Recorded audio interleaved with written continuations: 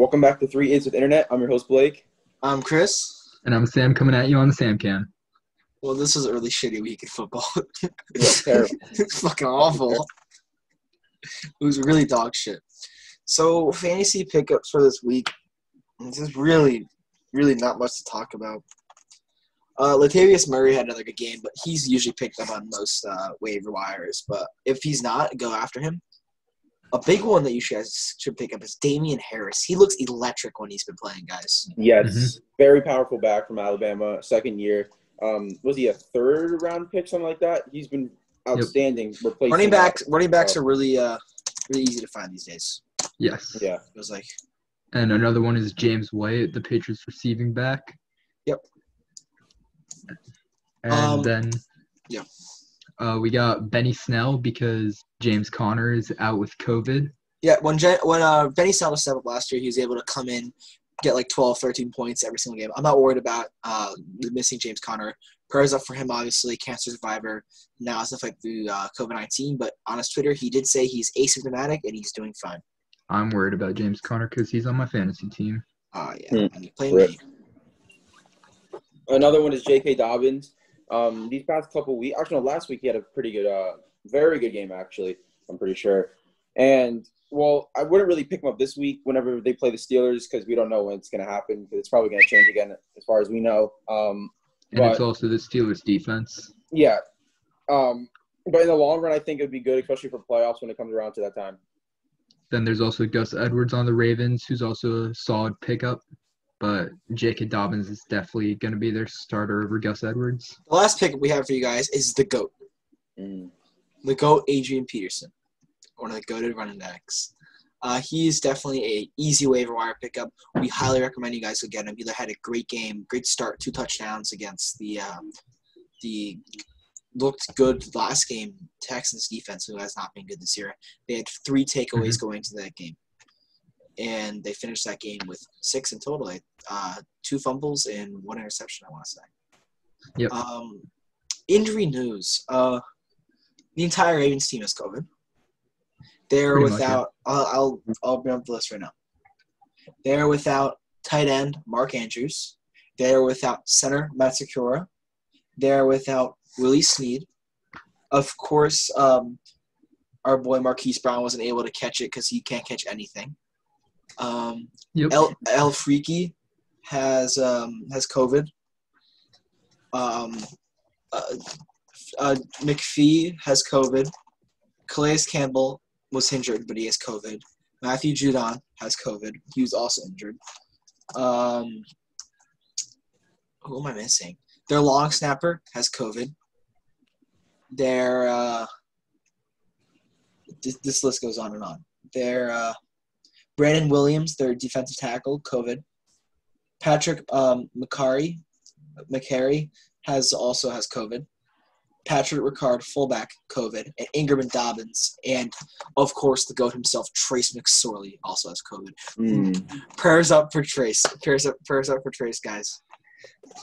So, in other injury news, we got DJ Moore getting an ankle injury late in the game against the Vikings.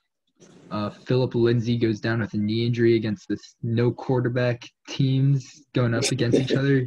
Goes down with a knee injury against the Saints.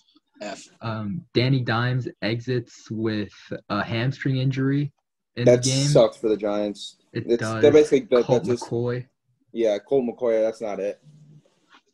There's a linebacker Adams. on the Colts, Matthew Adams, who got ejected mid-game for throwing a punch. Yep, I saw that. That was very, very funny. Breaking news, guys. We just found out that Sarah Fuller has been drafted by the Jets. First overall pick. Huge step for the females in the crowd. Huge step. Absolutely. Then we got Jamar Taylor, a cornerback for the 49ers, who got carted off the field in the second half of the game, and the team fears that it could be yet another ACL tear. Janoris Jenkins exited the Saints and Broncos game with a knee injury. James Conner's out with COVID, and just happened about an hour or 2 ago. Will Fuller will be out for the rest of the year 4 games this year and 2 next year for breaking the substance abuse policy. Yeah, that's sucks. They're good. Well, I'm not a big Texans guy, but that sucks overall. Good for Deshaun Watson because he's gonna do bad. Good for Chris Jones' fantasy team. Player of the week, we have Tyreek Hill. I think this is a no-brainer at this point when we saw what he did versus the Buccaneers. 13 receptions, 269 yards, averaging 20.7 yards a reception. His longest reception was 75 yards, and he had 3 touchdowns. And 2 of those touchdowns, 200 of those yards came in the first quarter, which is absolutely insane. Absolutely nuts. Absolutely insane. So the topic of the week, we're going to talk about the COVID-19 spread throughout the NFL. So first thing that we're going to talk about is simple, quick, easy. 49ers, the next 3 games they cannot have at home. They're not allowed to have other teams come in to play at Levi Stadium. So they are playing their next 2 home games at State Farm Stadium in Arizona. That's where the Cardinals play. So they got that sorted out. And we had an outbreak with the Pittsburgh Steelers. They had 4 players going COVID IR. Unfortunately, 2 of them were activated off today, the 2 being Kevin Dotson and Isaiah Buggs. The 2 who remain are Stephon Tuitt and James Conner. Those are the 2 that remain on the list. Good news coming out of there. And then the whole Ravens debacle, which I think the game should be played tomorrow night after what the league did with the Broncos. Yep. Yeah, absolutely. They got to just play the game at this point. They can't keep pushing it off. They're like putting the Ravens on a pedestal while they're just kicking the Broncos. Mm-hmm. Completely unfair. And then we also have facilities shutting down today and tomorrow, Monday, Tuesday, for COVID inspections, I believe, something along those lines. And then the Saints also got fined $500,000 and got their 7th-round pick taken away from them for breaking protocol 2 weeks ago and the win over the Buccaneers, which I think is also unfair. I think the league's kicking the Ravens. While they should get penalized, or I say kicking the Ravens, I meant kicking the Saints. They should get penalized for breaking those protocols, but they're not the first and only team to do it. I forget the list, but there's been Lions celebrating in their locker room without mask or anything, looking exactly the same to the Saints with no penalties at all. Right. I think the NFL's after the Steelers, too. It's the second time they screwed them all year. And then now the Steelers have a quick turnaround, and they have to play Monday against the football team. Wednesday to Monday. I just think it's bullshit. Yeah. It's not good for them. League could have handled all of it a lot better. They should be playing tomorrow night. I don't get it. I really don't. And, of course, the Broncos having to start a practice squad wide receiver at quarterback. Yeah, that went terrible. I think it was like one reception for 13 yards. Mm-hmm. Jeez. To no fan. Yep. So let's get into the game recaps of the week. Yep. So first off, we got the Chargers-Bills. If you guys want to take this one. Bills. This one was what I expected. Out of this game. Of course, Keenan Allen getting his weekly touchdown. Herbert looking okay against a powerhouse secondary. But, it's the Bills should win this game. They won by 10. It's what we expected from this game. Titans-Colts, I said this was going to happen. No DeForest Buckner. You did. No DeForest Buckner. This defense is nothing without him. Especially they're missing who's their safety? Malik Hooker. Mm-hmm. Malik Hooker is out for the game. I just don't think those are 2 key pieces of that defense. They cannot stop Derrick Henry without DeForest Buckner. And I said like Derrick Henry is gonna go off. The Titans are gonna run away with this, and they did. Yep. So the Vikings-Panthers, the Vikings barely squeaked it out, and Jeremy Chin put on an absolute performance against the Vikings with 2 back-to-back touchdowns on snaps. And in case you guys didn't know, he plays defense.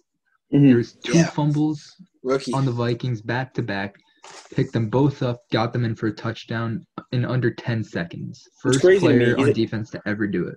Yeah, he's a linebacker. He doesn't really look like a linebacker if you look at him like this height and weight thing. Yeah, we thought he was a safety. Yeah, we thought he was a corner or safety, one of the D-backs, but he's a linebacker, and he's doing really well. That's not even a question that he's been real. Browns, Jaguars, this game is way too close. The refs act like they're on crack the whole time. It was 27-25, but Brown's gonna Brown, but they still have the best backfield in football. It's just they're still a good team. Yep, and Jags now eliminated from playoff contention. First one to go. Second. Second one to go. Jets was first. Jets was the first. That's true. Giants, Bengals. Yeah. Bengals, they're not very good. They're terrible without Joe Burrow, and it's showing. And Danny Dimes, of course, left with a hamstring injury. I think we expected the Giants. I think all of us, expected the Giants to win. And it was just a good game over. I think it was overall a good game until, of course, the Daniel Jones injury, and the Giants, of course, came out with the win at the end. Yep. No Burrow or Danny. Cardinals, Patriots. Big game for me and Blake. Patriots, we pulled off the upset. Gilly was on lock. And yes, he was on DeAndre Hopkins. Amazing.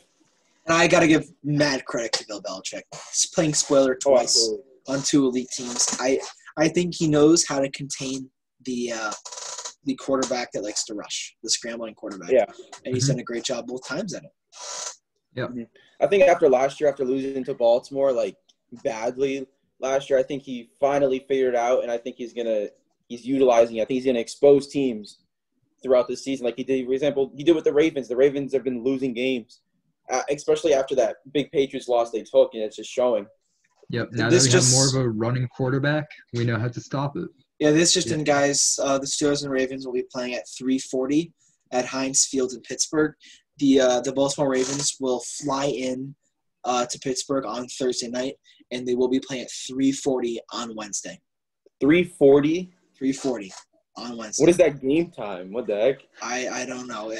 I think they're trying to get the Steelers as much rest as possible before playing the football team.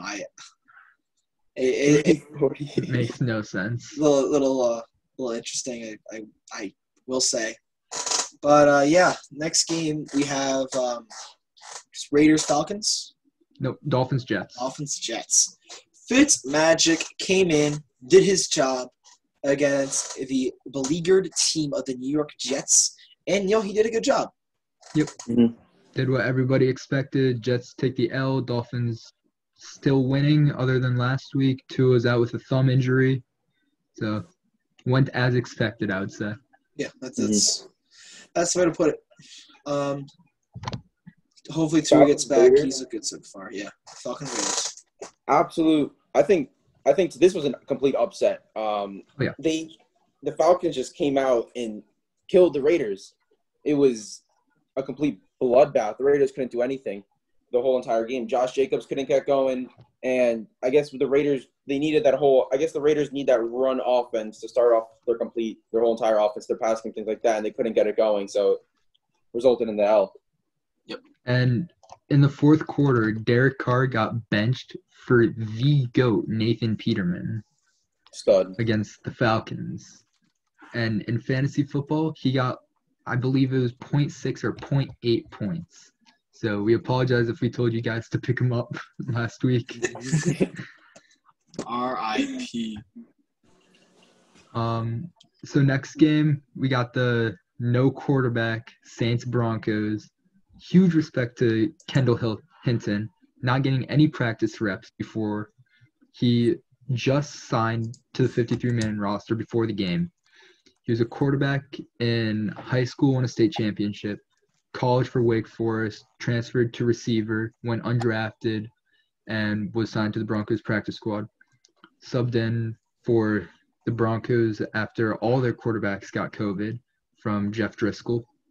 Mm-hmm. And the Broncos go the entire first half not completing a pass for the first time since the Broncos went the entire first half not completing a pass under Tim Tebow.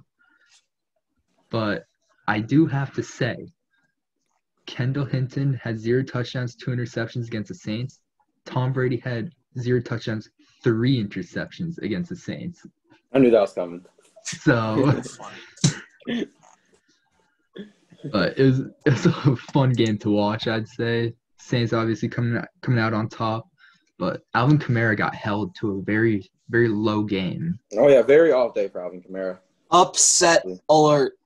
Mm-hmm. 49ers beat the surging Rams. I don't think anyone saw this one coming.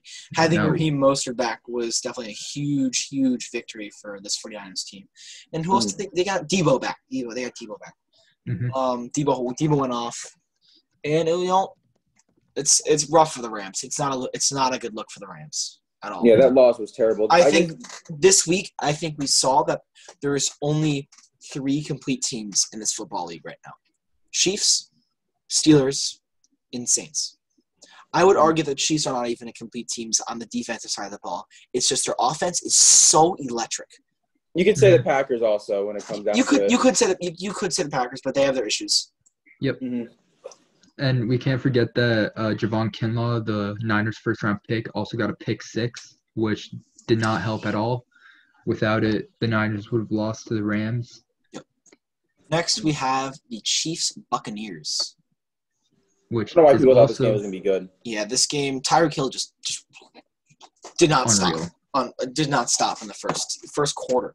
Yeah, they were playing one-on-one on him, which was pretty dumb in general. Yeah. And they did it for like the first half, and did not work. One-on-one. Let me know how that works for you. It's very dumb. Yeah, And can't do that. Now the Chiefs have the top 2 passing yard leaders. Yep. Tyreek Hill and Travis Kelce. And their defense is their real only weakness. And it started to get exposed. The fact that they couldn't finish that game out is worrying to me against the Buccaneers. It really is worrying to me. I thought that interception from Honey Badger, I thought that was going to seal the deal. But no, they just kept going and fighting. And in reality, that Bucs defense is exposable. The secondary is young and it's not there yet. It's kind of concerning for me if I'm a Chiefs fan. But Me personally, I don't think it concerns me just because if we look at the Bucs offense, it should have been a close game no matter what. This Bucs offense has way too much weapons for them to not be scoring on almost every single drive when it comes down to it. So me personally, I would not say I'm worried about the Chiefs defense when it comes to it. I don't know. I like the Chiefs this year. You could argue that it was Brady in crunch time, which is where he strives, but also their offense. He's got to learn how to play in the first quarter. Yeah, but the Chiefs' offense start playing conservatively after they're up by quite a bit, and they let the teams catch up, and then they can't really get that offense going again after they stop going for those deep balls. The first half of football is amazing. The second half is not as good. I don't think they'll let that happen. It's mediocre. They really slowed down. They really went to the run game in the second half, which was pretty dumb. I don't see Andy Reid letting that happen again at any of their games the rest of the season. Right. No. Last game, Bears-Packers, Monday Night Football. Dude, there's no QB for the Bears. It's over. Nagy's got to go. Nagy's got to get the heck out of there. He's really slowing that organization down. A middle linebacker on Devontae Adams. Yeah. They had a linebacker in Devontae Adams in the red zone. They cannot do that. They can't. They really cannot do that. Yeah, that was dumb. And Matt Nagy's no longer calling the plays. They have a new offensive coordinator, and it still didn't really work. I guess Allen Robinson was the only one who was was doing anything to be David Montgomery. Yeah. But I feel bad for that Bears defense. They've been carrying this offense for the past couple years, and they haven't been getting anything for it because their defense is insane. It's spectacular. Yep. And it's just their offense is just terrible. All right, power rankings for this week. Pending Wednesday afternoon football, the Chiefs are in first place right now. Mm-hmm. Coming in second, staying the same, the Pittsburgh Steelers. 3, Saints staying the same. 4, Packers staying the same. And this is where the Packers moved up, actually. Really? I believe so. Huh. Let me bring up the last week. And this is where the list shuffles. Yep. Packers did move up. Who was the fourth spot? The Bucs were at 4th. Bucs were 4th. Yes, they keep shifting. So coming in at number 5, we have the Buffalo Bills. Coming off that win against the Chargers, this team is starting to look legit. They haven't lost in a very long time. And they're starting to look better and better each week. I'm starting to be a little more concerned about them. They're yet to get the run game going, but still. They don't need it with Jalen. They do not need to. They did lose John Brown to IR, but they still got Stephon Diggs, even though They have Cole Beasley too. It's just they'll be fine. Mhm. In reality, they'll be fine. Coming at 6, pending to football tonight, we have the Seattle Seahawks. I just don't see them losing tonight. So Yep. he's our. If they number lose, 6. they'll be off the board. Absolutely. Number 7, we have the Tennessee Titans. Not much to talk about here. Derrick Henry is Derrick Henry. It's Derrick Henry at 7 in reality. And then AJ Brown. Yep. Taking a drop here, we have the LA Rams. Makes sense. They lost to the crappy 49ers team this year. And coming at number 9, moving up a lot. Not listed this year at all. We have the Cleveland Browns due to their fantastic run game and great defense. Mm-hmm. And you can say whatever you want about the Browns, but their record is their record. They've only lost 3 games on the season. And at this point in the season, I don't think we can keep them out of the top 10 if they're playing as this well. No way, you can't. I did have my arguments when we were making this. They have only beat 1 5-0 or 0.5 above team. Yeah. But that's not their fault. They can't control their record, so I think the Bucks, 9's a good spot for them. The Bucks are 1 in their last 3. That's why they're at number 10. Mm-hmm. They've won. In their last 4 games, they've only won one of them. They have not beat a standout team yet this year. That's why they're there. They beat the Packers, but they have not beat any other standouts, and that's why they're there. Yep, that's Bucks at 10. That's all we got for you guys today. If you did enjoy, like, subscribe, comment down below any ideas you guys want us to go through or any questions you have for us. We'll see you guys next time. See you guys later.